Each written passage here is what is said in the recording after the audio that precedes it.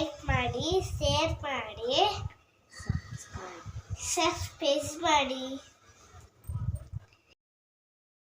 Welcome to our channel. ಇದು ನನ್ನ first vlog. ಇವತ್ತು ಸಂಡೇ, ನಮ್ಮ ಮನೆ ದೇವ್ರ ವಾರ ಆಗಿರೋದ್ರಿಂದ ನಮ್ಮ ಮನೆಯವರು ಎಲ್ಲ ಪೂಜೆ ಮಾಡಿದ್ರು. ಇವತ್ತು ಸ್ವಲ್ಪ ಆಚೆ ಹೋಗೋಣ ಅಂತ ಹೊರಟಿದ್ವಿ ದೇವಸ್ಥಾನಕ್ಕೆ. ಹಾಗೆ ಎಲ್ಲರೂ ರೆಡಿ ಆಗಿದ್ವಿ. ನಮ್ಮ ಪಾಪು ದೇವ್ರಿಗೆ ಕೈ ಮುಗಿತಾ ಫೋಟೋ ತೆಗಿಯೋಕ್ಕೆ ಹೇಳ್ತಿದ್ಲು ಅವ್ರ ಅಪ್ಪಗೆ. ಇವಾಗ ಹೋಗ್ತಾ ಇದ್ದೀವಿ.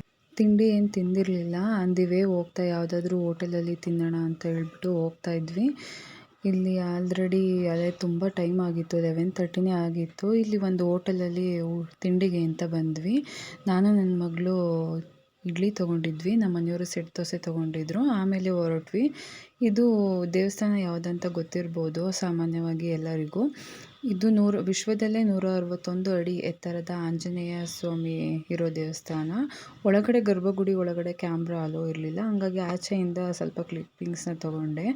ಹಾಗೆ ಇಲ್ಲಿ ಉದ್ಭವ ಬಸವಣ್ಣ ಅಂತ ಹೇಳ್ಬಿಟ್ಟು ಇನ್ನೊಂದು ಟೆಂಪಲ್ ಇತ್ತು, ಅಲ್ಲಿಗೂ ಹೋಗಿ ಬಂದ್ವಿ. ಸ್ವಲ್ಪ ಹೊತ್ತು ಕೂತಿದ್ದು ಅಲ್ಲೇ, ಪ್ರಶಾಂತವಾಗಿತ್ತು ವಾತಾವರಣ, ಹಾಗಾಗಿ ಅಲ್ಲೇ ಕೂತಿದ್ವಿ. ಆಮೇಲೆ ಸಂಜೆ ಬಂದು ಸ್ವಲ್ಪ ಹೊತ್ತು ರೆಸ್ಟ್ ಮಾಡಿಬಿಟ್ಟು ಈಗ ನಾನು ಸಂಜೆ ದೀಪ ಹಚ್ಚಿ ಪೂಜೆ ಮಾಡ್ತಾಯಿದ್ದೀನಿ.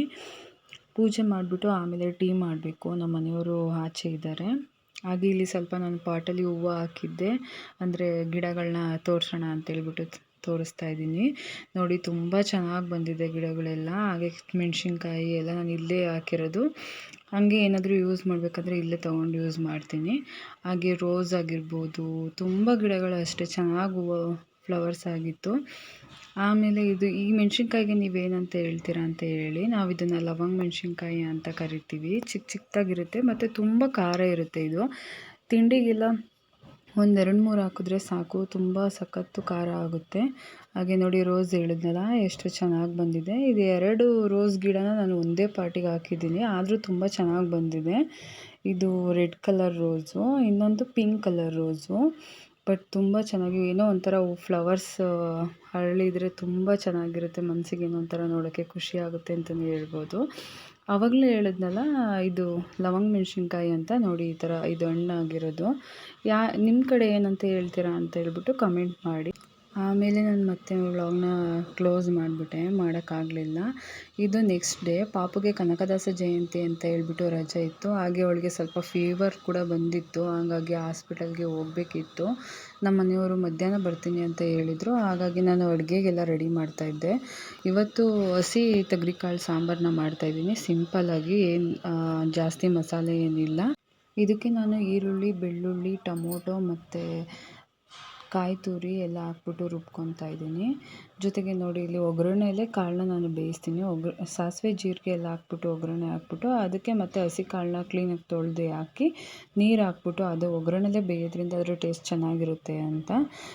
ಆಮೇಲೆ ಸ್ವಲ್ಪ ಹೊತ್ತು ಬಿಟ್ಬಿಟ್ಟು ಮಿಕ್ಸಿ ಮಾಡ್ಕೊಂಡಿರ್ತೀವಲ್ಲ ಪೇಸ್ಟ್ನ, ಅದನ್ನು ಸ್ವಲ್ಪ ಹಾಕಿ ಅದ್ರ ಜೊತೆನೇ ಕಾಳನ್ನ ಚೆನ್ನಾಗಿ ಪಾತ್ರೆಯಲ್ಲೇ ಬೇಯಿಸೋದ್ರಿಂದ ಅದ್ರ ಟೇಸ್ಟ್ ಚೆನ್ನಾಗಿರುತ್ತೆ. ಕುಕ್ಕರಲ್ಲಿ ಮಾಡೋದಕ್ಕಿಂತ ಈ ಥರ ಪಾತ್ರೆಯಲ್ಲಿ ಮಾಡೋದ್ರೇ ಟೇಸ್ಟು ಚೆನ್ನಾಗಿರುತ್ತೆ.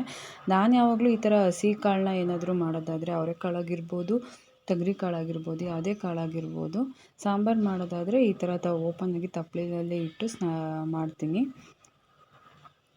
ನೋಡಿ ಇವಾಗ ಉಪ್ಪು ಹಾಕ್ತಾಯಿದ್ದೀನಿ.